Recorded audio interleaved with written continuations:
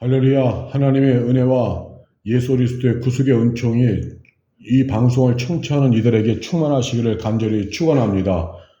진리의 성령의 인도 가운데서 말씀이 깨달아지고 말씀이 분명해지는 귀한 시간 되기를 간절히 소망합니다. 오늘 이 시간 다룰 주제는 굴절이라고 하는 주제를 다루려고 합니다.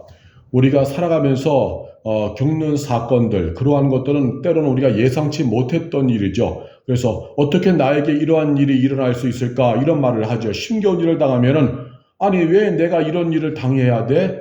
어떻게 이런 일이 일어날 수 있지? 라고 하면서 굉장히 반문하고 의문을 두고 굉장히 속상해하는 경우가 많습니다. 그러한 것이 이제 굴절이라고 하는 거죠. 굴절은 휘어지거나 꺾여짐으로 내가 의도했던 본래의 방향이 바뀌는 것을 말합니다. 굴절. 그렇게 굴절이 이루어지는 이유는요, 장애물이죠, 장애물. 벽이요. 가다가 벽에 부딪혀서 방향이 꺾이는 경우가 있죠. 잘 굴러가던 공이 어떤 벽에 부딪혀서 방향이 각도가 확 꺾이는 경우가 있죠. 울퉁불퉁 이 도달한 그런 돌에 의해 부딪혀가지고 또 가던 방향이 꺾이는 경우가 있어요. 각도가. 공이 잘 가다가 돌에 부딪혀서 방향이 꺾이는 경우가 있죠. 이것도 굴절입니다. 또 나무에 이제 부딪혀가지고 더 가야 될 것이 더 못 가는 경우가 있죠. 그것이 이제 굴절이 되어지는 것이죠.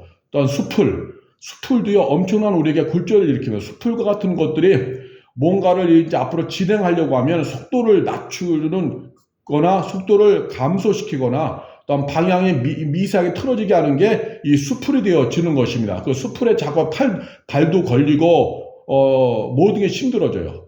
바람이 또 굴절을 일으킵니다. 바람이 거세게 불면은요 힘들어요. 자동차도 운전하다 보면 갑자기 바람이 불면요 핸들이 막 꺾이려고 하는 걸 우리가 느끼잖아요. 이렇게 다양한 이유로 인해서 그러한 장애물의 부딪힘으로 인해서 방향의 변화가 일어나고 각도가 틀어지고 속도가 이제 줄어들고 높낮이가 바뀌는 것, 이러한 일들이 일어나는 거죠. 굴절에 의해서 장애물에 의해서 그런 굴절이 일어나는 것입니다. 또한 바닥 지형에 의해서 일어나요. 바닥 지형이 물일 경우 또 그 속도의 변화가 일어나죠. 또한 그 바닥 지형이 진흙일 경우 이때는요 정말 힘들어요. 그 갯벌 같은 데서 진흙 같은 데서 공차이 같은 거 하면요 공이 나가지가 않아요. 사람 몸도 속도가 떨어져서 그냥 발이 푹푹 파묻혀 가지고 넘어지고 쓰러지고 힘이 듭니다. 또 울퉁불퉁할 때 제대로 안 돼요. 그냥 제대로 아무리 잘해도 공이 직진으로다가 정확하게 내가 의도했던 속도와 방향으로 가는 경우가 힘듭니다. 울퉁불퉁할 때. 이러한 어떤 여러 가지 바닥 지형 장애물로 인해서 그러한 영향을 받아서 속도와 방향의 변화가 분명하게 일어납니다. 그래서 잘 굴러가던 공의 속도가 떨어지거나 튀어서 방향이 꺾이는 경우가 있죠. 사람도 가다가 그 속도가 이제 줄어들 수가 있는 것입니다. 자동차도 마찬가지예요. 즉, 공을 이제 우리가 예를 들면 골대로다가 잘 굴러가던 공이 골대 밖으로 튀어나가는 현상이 있죠. 왜냐하면 거기에 뭔가 미묘한 그 각도를 틀고 속도를 바꾸는 장애물이 있었다는 것입니다. 우리가 골프를 보도요. 골프도요 정확하게 쳐야 되는데 가다 공이 쉬는 경우가 있잖아요. 다 굴절이란 게 있어요. 그래서 양궁 같은 데서 활을 쏠 때에도 화살이 날아갈 때에도 그 바람의 영향을 고려하는 거죠. 총알이 날아갈 때에도 멀리 날아갈수록 바람의 영향이 있다는 거죠. 그래서 어떠한 그 영향을 받아서 이 속도가 줄어들거나 각도가 미미하게 꺾이는 것입니다. 그래서 내가 의도한 방향으로 날아가지 않는 것, 이런 것을 이제 굴절이라고 하는 거죠. 빛도 보세요. 빛이 정확하게 뻗어나가다가 거울에 부딪혀서 엉뚱한 방향으로 반사될 때 이것도 굴절이에요. 사람 관계도 똑같습니다. 사람 관계. 사람과의 관계도 괜찮았어요. 그 사람과의 관계가. 괜찮았는데 어떤 사건으로 인해서 감정이 상하면서 틀어져요. 이것도 바로 그 감정이 틀어지게 하는 것. 그것이 굴절이죠. 굴절. 그런 틀어지는 굴절이 일어났던 것은 어떠한 사건이 있었던 거죠. 오래도록 함께할 것 같았던 만남과 공동체를 떠날 수밖에 없을 정도의 사건을 경험하게 됩니다. 그 사건, 그 특별하고 이상한 사건, 그 사건으로 인해서 공동체를 떠나게 되는 굴절이 일어나는 경우도 있는 거예요. 그런데 우리가 인생, 해 아래서 일어나는 이 땅의 삶을 볼 때, 꼭 그 굴절이 비참하고 슬프고 괴로운 일만은 아니라는 것입니다. 이걸 우리가 명확히 알아야, 우리가 주 안에서 유쾌한 삶을 살아가야 어떠한 굴절의 사건이 일어나도 비관하지 않는 겁니다. 자, 생각해 보시기 바랍니다. 그 굴절이 꼭 나쁜 것만은 아닌 경우가 의외로 많아요. 오히려 더 좋은 소득이 있고, 더 좋은 유익이 있는 굴절이 될 때가 많다는 것입니다. 좋게 생각하면은요, 우리가 신앙으로 해석을 하면 굴절만큼 큰 은혜가 없어요.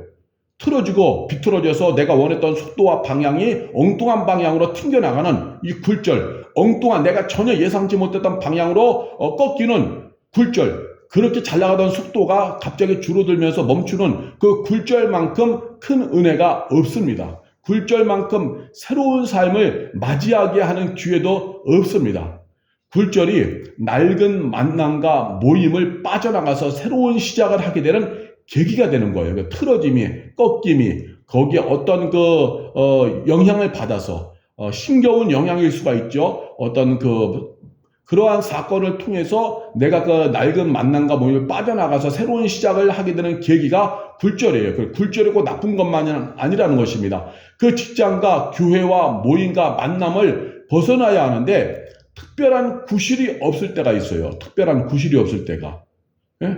그곳을 떠나가고 싶은데 그럴 때 예상치 못한 사건이 일어나서 감정 싸움이 일어나면서 혹은 어떤 손해를 보면서 뭔가 강력한 충돌이 일어나면서 누명을 쓰면서 그런 예상치 못한 사건이 일어나서 그것을 벗어나는 명분이 되게 할 때가 있습니다. 그냥 더 빨리 그곳에서 튕겨나가도록 하는 명분이 생길 때가 있어요. 더 강한 굴절이 일어나도록. 그때 그 당시로서는 힘든 다툼과 갈라짐이 될 수 있지만 시간이 지나면서 깨닫게 되는 것이죠. 그 사건이 나를 지금의 이곳으로 이끄는 계기가 되었음을. 만약에 그때 나를 굴절시킬 만한 그러한 심각한 다툼과 아픔이 없었다면은 지금 나는 이곳으로 튕겨져 나오는 그런 은혜가 없었다는 것을 나중에 깨닫게 되는 거죠. 그래서 우리가 삶을 살아가면서 당하는 고난의 굴절, 아픔의 굴절, 배신당함의 굴절, 그 모임에서 더 이상 버티기 힘들어서 눈물을 흘리면서 쫓겨나오듯이 나와야만 했던 굴절들, 이러한 굴절의 그런 고난의 삶이 결국 나쁜 것만은 아니다. 하나님의 은혜 가운데서 그것은 오히려 고난이 변하여 나에게 유익이 되는 경우가 많이 있다는 겁니다. 그래서 성도는 예수 그리스도 안에서 믿음으로 이러한 것을 잘 해석을 해야만 하는 것입니다. 굴절이 결코 나쁜 것은 아니라고 하는 것이죠. 하나님의 섭리는요, 공식화된 것이 없습니다. 우리는 자꾸 하나님의 섭리를 일부 어떤 간증자들의 얘기를 듣고 하나님이 꼭 저렇게만 역사하신다 이렇게 하는 경우가 있어요. 우리의 신앙이 그럼 편협해지는 것입니다. 하나님은 편협한 방법이 없어요. 하나님의 섭리는 신비하고 초월적인 겁니다. 한번 따라서 해보시기 바랍니다. 하나님의 일하심은 신비롭고 초월적이다. 신비롭고 초월적이다. 하나님의 일하시는 방식은 신비롭고 초월적이에요. 공식화된 것이 없어요. 통조림 깡통처럼 규격화돼서 그 틀에서만 역사하는 것이 하나님의 섭리가 아닙니다. 늘 우리의 예측을 벗어날 정도로 신비하고 초월적으로 하나님은 다가오세요. 성령은 바람에 비유합니다. 바람 같은 성령. 바람이요, 우리의 예측을 초월합니다. 방향이 수시로 바뀌고요. 바람의 세기와 강도도 수시로 바뀌고요. 바람이요, 오는 것이 내가 생각한 시간대에 오는 것도 아닙니다. 갑자기 확 오는 것도 있어요. 그와 마찬가지로 성령도 신비롭게 초월적으로 역사한다. 하나님의 통치 역사가 이렇게 신비롭다. 그래서 규격화될 수 없다. 하나님 일하시는 방식은.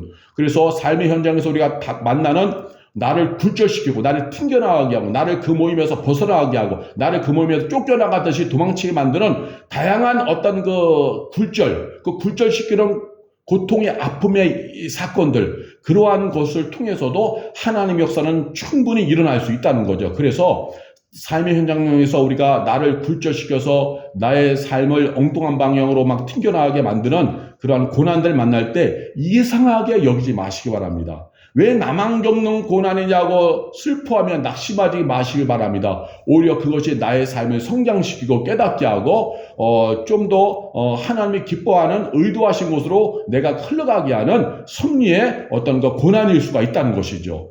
하나님의 일하심을 공식화시켜서 나는 이 일은 하나님의 함께하는 일이 아니라 뭔가 이상한 일이다 하면서 원망 불평하지 마시길 바랍니다. 예상치 못했던 시간과 공간 속에서도 굴절의 은혜는 임합니다. 왜? 하나님의 일하심은 신비롭고 초월적이며 성령의 역사는 바람 같아서 어느 곳에든지 간에 우리가 예상치 못했던 수많은 변수와 방식으로 다가오시는 겁니다. 그럴 때마다 우리가 할 것은 그저 하늘의 하나님께 영적 와이파이 켜고 기도할 뿐이죠. 하나님, 지금 내가 아픕니다. 이 사건을 통해서 내가 너무 아픕니다. 정말 제가 이곳에서 쫓겨나듯이 내가 다른 곳으로 가야 되고, 이제 나는 일자리도 잃었고, 이제 나는, 정말 어렵습니다. 물질도 떠나갔습니다. 친구도 떠나갔습니다.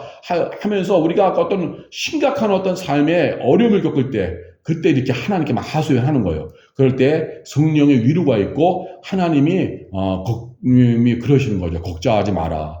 그 고난이 너를 더 나은 곳으로, 내가 너를 필요로 하는 곳으로, 내가 필요로 하는 곳으로 너를 이끌기 위한 원인이 되어지리라는 하나님의 어떤 그 위로가 있을 수가 있는 거죠. 실제로요, 사도행전 27장과 28장에 보면 사도 바울에 관한 이야기가 있어요. 사도 바울이 이제 체포되어서 로마로 압송되어 가죠. 실제로는 체포되어졌지만, 영적으로는 로마로 복음 전하기 위하여서 바울을 이제 로마로 향하는 것인데, 그것이 이제 압송되어 가는 것, 체포되어 압송되어 가는 것, 죄인으로서 죄인되어 로마에서 재판받기 위해서 압송되어 가는 그러한 모양으로다가 로마로 가는 거죠. 그리고 죄인으로 압송되어 가니까 개인으로 가려고 그러면요, 뭐가 필요하냐? 여비가 필요해, 여비. 배삭도 필요하고, 먹고자 하는 의식주의 문제도 필요하고요. 그 다음에 유다 땅, 팔레스타인, 유다 땅에서 바울이 로마로 가려고 하면요,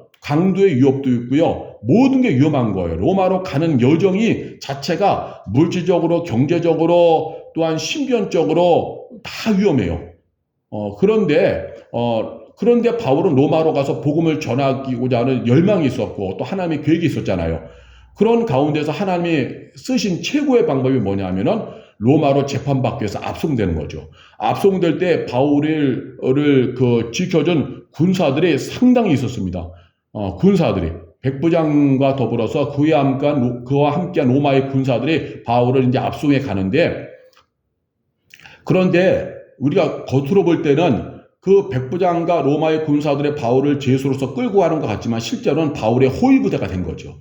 바울이 로마로 잘 당도해서 복음을 전할 수 있도록 바울의 신변을 보호해주는 호위부대가 된 거예요. 또 바울은 돈 한 푼 없이도 배를 무료로 탈 수 있었고, 먹을 수 있는 의식주의 문제가 다 해결되어졌고, 로마의 군대와 함께 하니까 어느 누구도 바울을 건드릴 수 없었고, 영적으로는 그렇게 되는 거예요.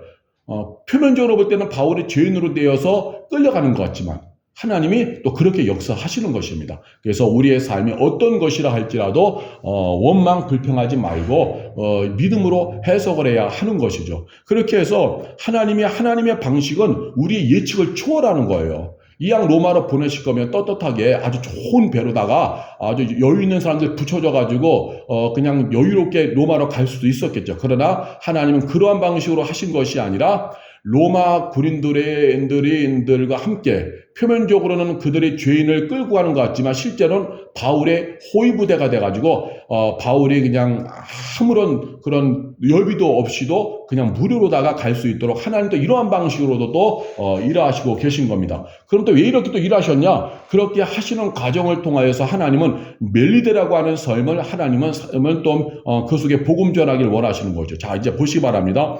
바울과 로마의 백부장과 군사들이 탄 배가 이제 가는 중에 갑자기 지중해에서 유라굴로라고 하는 당시에 아주 엄청나고 싸나운 광풍을 만납니다. 그 유라굴로라고 하는 광풍, 파도가 일어나고요, 바람이 불고 파도가 치면서 배가 막 흔들거리면서 배가 침몰할 수 있는 그러한 엄청난 괴력을 지닌 유라굴로 광풍이 있어요. 해마다 불어와요. 그거를 만난 거예요. 배가 그래서 14일간을 그냥 이리저리 유라굴로 강풍에 끌려서 이리저리 끌려다니는 거예요. 하늘은 시커멓고요.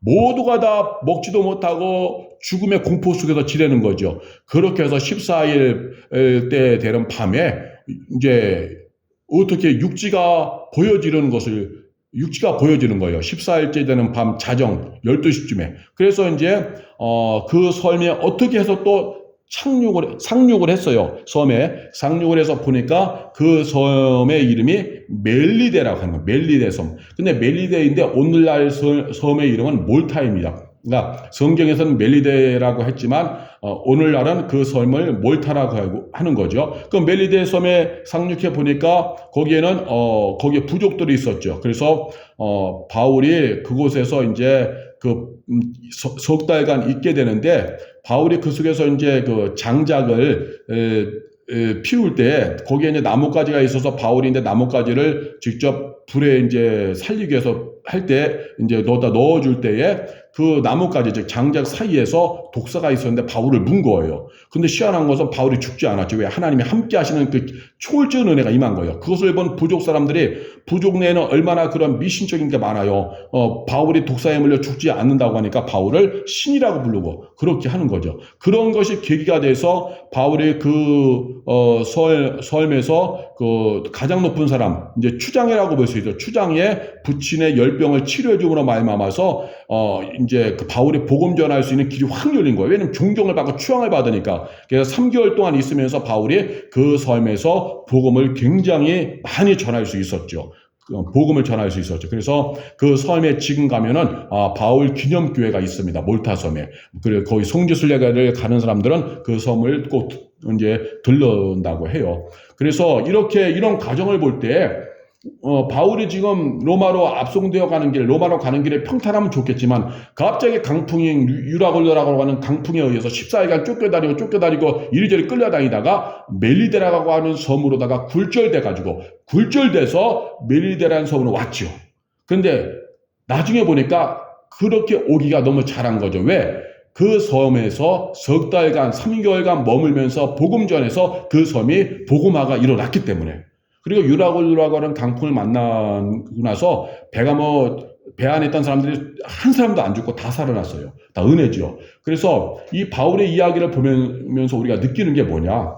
하나님이 목적이 있어서 하나님의 뜻이 있어서 우리에게 어떠한 이제 그런 고난이 올 수가 있다는 거죠. 왜냐하면 가만히 있으면은 우리가 하나님의 의도하신 방향으로 갈 수가 없어요. 가만히 있으면 우리 사람이라는 것은 평안해지면 평안한 자리를 지키고 싶은 거예요. 따뜻하면 둘러놓고 싶은 거예요. 따뜻하면 안고 싶은 거예요. 평안하면. 다른 곳으로 가려는 의지와 열정이 사그러지는 거예요. 하나님은 우리의 타락한 본성을 아십니다. 그래서 때로 하나님이 필요로 하실 때는요, 우리가 웬만해서 움직이지 않으니까,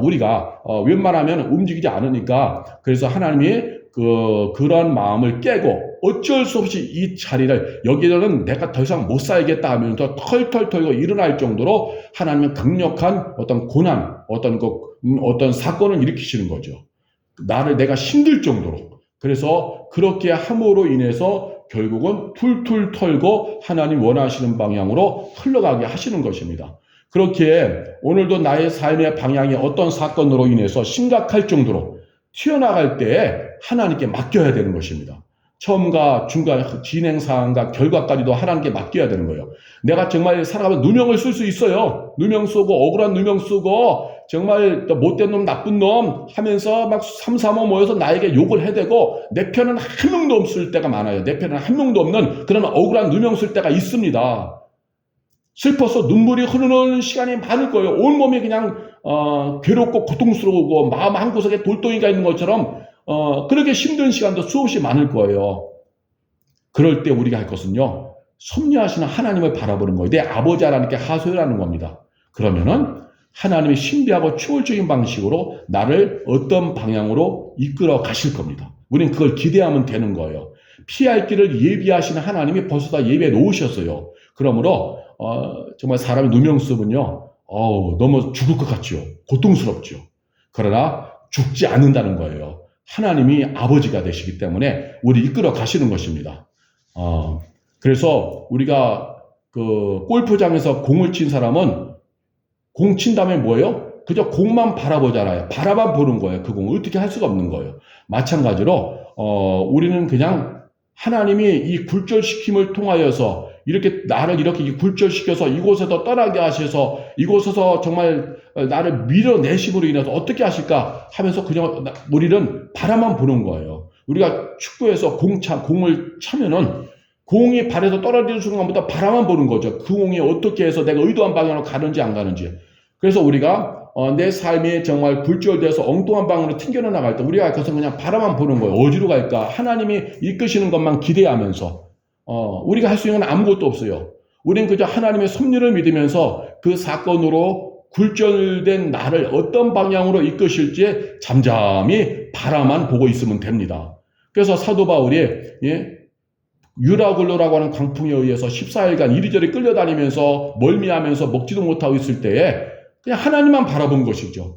그런데 하나님의 굴절의 그런 은혜, 죽음의 고통을 통하여서 멜리데라고 하는 곳을 이끄셔서 멜리데의 수많은 영혼들이 바울의 복음을 통하여 3개월 동안 예수 믿게 하는 역사가 일어나게 하신 것입니다. 만약 굴절되지 않았다면 이러한 놀라운 하나님의 역사가 일어날 수 없었고 이러한 길로 갈 수도 없었겠죠. 왜냐하면 바울을 압송해가는 백부장과 로마 군사들이 굳이 할 일이 없어가지고 그 멜리데라는 곳에서 3개월간 머물 이유가 없잖아요. 황제의 지금 일을 하는 건데 황제의 일, 로마의 일을 하는데 지금 한가롭게 멜리데에서 3개월 동안 죽치고 거기서 머물고 있을 이유는 없잖아요. 그런데 유라굴로라고 하는 굴절의 광풍, 굴절시키는 심각한 강풍이 불어와서 어쩔 수 없이 멜리데로 비상 상륙하고 그곳에서 그 겨울이 지나가기까지 3개월을 거기서 머물게 하시는 거죠.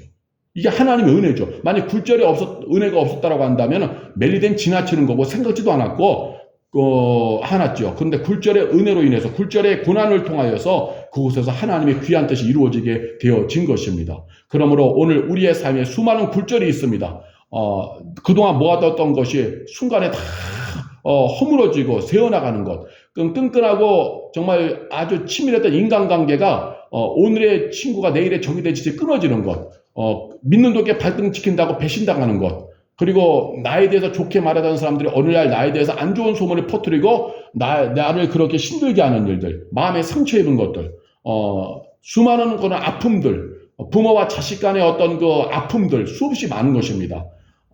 그러나 그런 아픔이 결국은 나를 더 복된 곳으로 이끄는 굴절이 된다. 그래서 굴절의 은혜라고 하는 겁니다. 하나님의 고난은 굴절의 은혜예요. 그렇지 않으면 내가 더 이상 더 나갈 수 없으니까.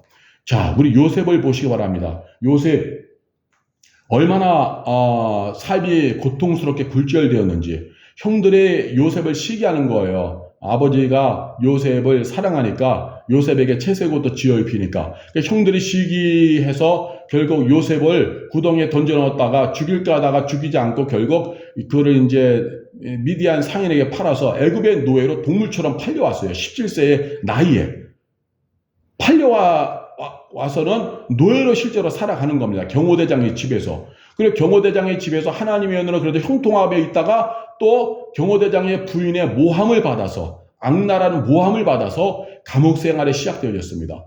요셉의 삶에는요 정말 굴절이 너무나도 많아요. 굴절도 정말 인생을 들었다 놨다 정말 너무나 심겨우는 그런 굴절이었죠. 고통으로 인해 삶이 막 이리저리 방향이 꺾이는 거예요. 그 엄청난 고통으로 인해서 아버지와 함께 있었던 그 사랑의 가족의 그 공동체에서 떨궈져 나가죠. 어마어마하게 인생의 삶의 방향이 꺾이는 그런 고난을 요셉은 수없이 경험한 겁니다. 그 고난으로 인해서 요셉의 삶이 너무나도 굴절되어졌죠. 바뀌고 꺾이고. 그러나 요셉은 그 가운데서도 하나님만 바라본 것입니다. 하나님만 의지한 거죠. 그 결과 그렇게도 수많은 고통과 아픔의 사건으로 인해서 굴절된 요셉이 결국은 어떻게 되느냐? 30세에 대제국 슈퍼 강대국 애굽의 국무총리가 되었습니다. 국무총리가 됨으로 인해서 흉년의 때에 가족 전체를 애굽으로 불러들여서 결국 예수님이 오시는 구속사의 통로가 될 이스라엘을 살리는 하나님의 뜻을 이루게 되어집니다. 즉 하나님께서 훗날에 귀하게 쓰시려고 아픔이라고 하는 배신당함이라고 하는 정말 모욕이라고 하는 수치라고 하는 그런 굴절의 삶을 살게 하신 거죠. 그런 걸 통해서 굴절시키는 고난의 길을 살게 하신 겁니다. 그 굴절의 길에서 결국 당하는 그런 삶이 결국은 안 좋은 것이 아니더라. 하나님의 은혜 가운데서 복된 결론으로 연결되어지더라. 이것을 우리가 분명히 알아야만 하는 것입니다. 하나님은 오늘도 우리에게 심각할 정도로 굴절된 그러한 상황이라 할지라도 우리가 주 안에 거한다면 하나님의 통치 속에서 그것이 은혜로다가 잘 다듬어질 것입니다. 하나님이 우리를 귀하게 쓰고 싶으셔서 하나님이 그곳에서 우리를 사용하시려고 심각한 인생의 굴절이 오늘 이곳에서 일어나게 하시는 겁니다. 그러면 그런 고난이 일어날 때 그냥 우리는 범사에 물 흐르듯이 흘러가면 돼요. 하나님이 어떻게 이끄시는가, 하나님이 나를 어떤 방향으로 끌고 가시는가, 어떻게 굴절시키시는가, 이 고난을 통하여, 이 고통을 통하여, 이 아픔을 통하여, 이 배신당함을 통하여, 이 잃어버림을 통하여, 이 싸움을 통하여, 이 모욕을 통하여서, 이 갈라지는 서로의 배신당함을 통하여서 내가 내 인생이 어떻게 어떤 방향으로 굴절되어 이끌어질까 그저 하나님께만 하소연하고 하나님께만 애절하고 하나님께만 구하면 되는 것입니다. 하나님은요, 따사로운 햇살 아래에 시원한 바람 불어오는 것 같은 좋은 분위기로 이끄실 때도 있어요. 솔직히 하나님은 그렇게 은혜롭게 이끄실 때도 있다는 것입니다. 그런데 대부분은 하나님은 고난과 아픔과 눈물과 모함, 억울함, 갈등이라는 사건에 부딪히는 굴절로 이끄실 때가 많다는 거죠. 보니까요, 목회도 그렇고 모든 게 3분의 2 이상은 고난인 것 같아요. 고난. 하나님은 고난과 고통을 통하여서 그 본인을 영적 성장시키고 깨닫게 하시고 그리고 또 하나님께서 더 나은 하나님의 일할 수 있는 지점으로 끌고 가시는 것 같습니다. 고난이라는 그런 과정을 통하여서. 그래서 우리가 인생은 3분의 2 이상이 고난인 것 같아요. 그러므로 삶이 휘청거리면서 바닥으로 깔아앉으면서 힘들어지더라도 포기하지 마시기 바랍니다. 바울도 그가 타고 가는 배가 유라굴루라고 하는 강풍을 만나서 죽음의 위기 같은 것으로 14일간을 그냥 일지 끌려다닌 거예요. 침몰의 위기 가운데서. 침몰 될 것 같으면서도 안 되면서 그렇게 얼마나 힘들었겠어요. 그러나 하나님이 그 사건도 통치하신 거지요. 멜리데라는 곳으로 끌고 가기 위하여서. 그래서 오늘 내 삶도 정말 휘청거린다 할지라도 그것이 전부가 아니다. 하나님이 그 사건을 통치하고 계시기 때문에 결국은 섭리 속에서 하나님 의도하신 일이 이루어지는 그쪽으로 나를 굴절시키기 위해서 지금 휘청거리는 사건이 왔음을 믿음으로 말미암아 이 사건을 하나님이 그렇게 쓰신다는 것을 믿음으로 말미암아서 낙심하지 않고 조급해하지 마시길 바랍니다. 원망 불평하지 마시고 주 안에서 범사에 감사하며 이 고난을 통하여 이루실 하나님만을 기대하며 기도로 하소연하시기 바랍니다. 하나님 이끌어주세요. 하나님 도와주세요. 나는 아무것도 할 수 없습니다. 살려주세요. 그렇게 기도하면서 믿음으로 버티시길 바랍니다. 그러면은 그 사건이, 그 아픔과 고난의 사건이, 지금 당하고 있는 그 잃어버림의 사건이, 지금 정말로 왕따당하고 괴로움당하는 그 사건이, 그 모임에서 내가 쫓겨나올다시피 내가 배신당하는 그 사건이, 그것을 나올 수밖에 없는 고통의 사건이 하나님의 뜻과 계획이 있는 지점으로 이끄는 굴절이 되는다는 것을 분명히 믿으시길 바랍니다. 이건 신앙이고 믿음으로 해석하는 자만이 고백할 수 있는 것입니다. 그러므로 오늘도 나의 삶의 방향을 굴절시키는 바람이 여전히 불어옵니다. 사건이 여전히 일어납니다. 아픔이 일어납니다. 그러나 그 굴절시키는 원인이 되는 바람, 고난은 요셉과 모세의 인생을 굴절시키는 고난의 바람이 될 수도 있고 혹은 훈훈한 봄바람 같은 바람이 될 수 있어요. 우리는 아무것도 몰라요. 하나님의 신비하고 초월적인 방식으로 우리를 끌고 가기 때문에 우린 그저 묵묵히 주만 바라볼 뿐입니다. 그 나를 굴절시키는 바람이 기분 좋은 바람이든지 아니면 억세게 나를 후려치는 심각한 고난의 바람이든지 간에 결국은 뭐냐? 하나님의 손 안에 있다는 거죠. 하나님의 섭리 안에. 그러므로 하나님만 믿고 나가야 하는 겁니다. 사람이 내게 어찌하겠습니까? 그 사건이 나를 어찌하겠습니까? 나를 어떻게 할 수 있는 분은 하나님밖에 없습니다. 그러므로 사람과 환경과 물질과 대적을 두려워하지 말고 그저 하나님만 바라보시길 바랍니다. 그러면 하나님이 나를 귀하게 끌고 가실 것입니다. 하나님이 우리에게 다가오셔서 이끄시는 방식은요, 정말 신비로운 거예요. 우리가 상상할 수 없는 그러한 신비로운 방식으로 우리에게 다가오십니다. 우리가 예측할 수 없는 그러한 신비한 방식으로 우리에게 다가오시기 때문에 우리는 절대로 원망하면서 낙심할 필요가 없는 거죠. 그분이 향하시는 방식은 이게는 말씀드린 것처럼 정답이란 게 없어요. 정답이란 게 항상 우리의 예측을 넘어섭니다. 예측할 수 없는 방식이에요. 그래서 우리가 섣불리 낙심하지 마시 바랍니다. 오늘도 내 삶이 심각하게 굴절될 정도로 지금 고난 중에 있습니까? 지금 사람에게 배신당했습니까? 쓰라린 눈물이 아픔을 흘리고 있습니까? 자녀로의 문제로 인해서 힘들어합니까? 부부간의 문제로 인해서 힘들어하고 있습니까? 직장에서 동료로 인하여서 아픔을 당하고 속이 쓰리고 있습니까? 지금 물질이 많이 손해가 봤습니까? 육체의 질병이 들어서 병으로 인해서 아파하고 있습니까? 하던 일이 중단되고 멈춰 있습니까?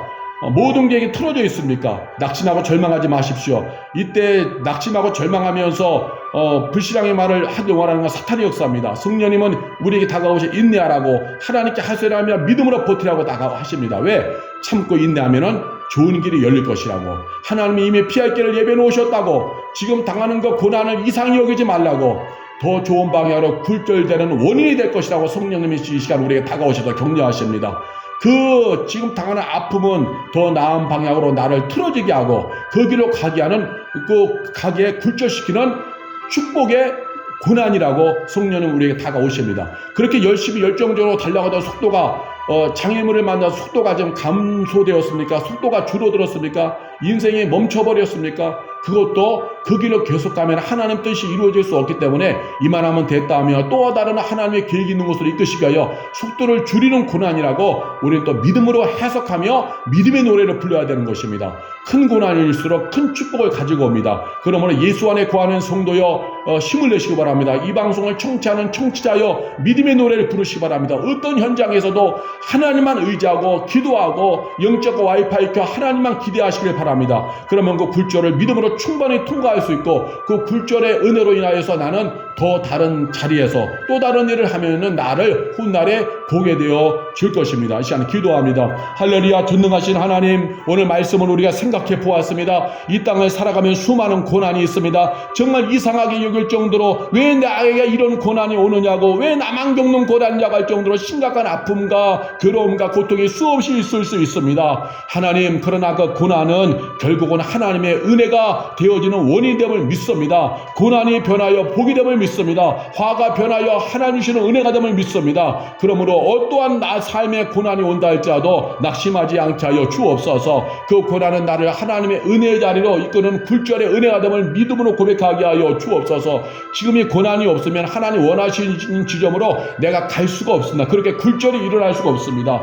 지금 이 자리에서 훌훌 털고 내가 하나님이 예비하신 그 은혜의 자리로 하나님이 나를 통한 뜻을 이루고자 하자 예비하신 그 자리로 굴절되어 튕겨나가게 하는 원인인 고난이기 때문에, 그래서 그 고난이 없으면 난 갈 수가 없는 것입니다. 그래서 고난당함이 유익이라고 하는 것입니다. 성령님 역사하여 주셔서 고난당함을 이상하게 여기지 않게 하시고, 지금 괴로움당함을 이상히 여기지 않게 하시고, 지금의 아픔을 이상히 여기지 않게 하여 주시며, 계획이 틀어지고 가던 길이 멈추어지고 이상한 방향으로 튕겨나가는 이 모든 굴절을 이상히 여기지 않게 하여 주시며, 그저 묵묵히 하나님만 바라보게 하여 주옵소서. 하나님이 하십니다. 하나님이 하십니다. 하늘의 신비하고 초월적인 방법으로 하시는 하나님만 의지하는 저희가 되도록 성령의 역사하여 주옵소서. 성령께서 세임을 도하여 주옵소서. 그저 믿음의 행진만 하는 저희가 될 수 있도록 성령님 역사하여 주시옵소서. 할렐루야, 할렐루야. 오늘도 이 어떤 일을 만나든지 간에 주만 바라보게 하소서. 일상의 삶 속에서 내 뜻대로 되지 않는 일 만날 때에도 내 뜻대로